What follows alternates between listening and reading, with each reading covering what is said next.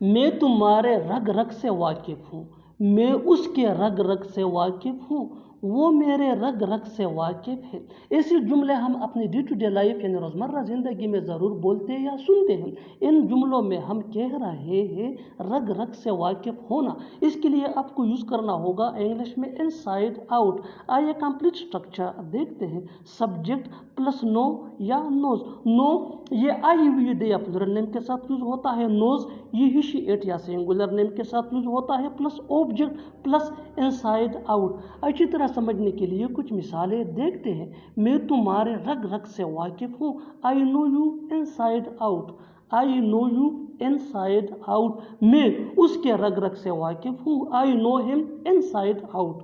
آئی نو ہم ان side out. وہ میرے رگ رگ سے واقف ہے، ہی نوز می ان سائڈ آؤٹ۔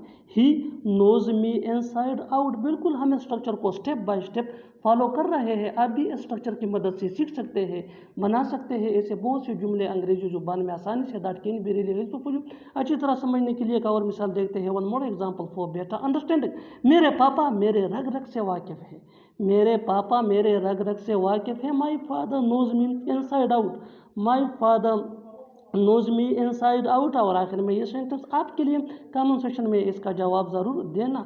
ہم تمہارے رگ رگ سے واقف ہیں۔ ہم تمہارے رگ رگ سے واقف ہیں۔ Subscribe to English PS for more advance English sentence structure. Thanks ماننا۔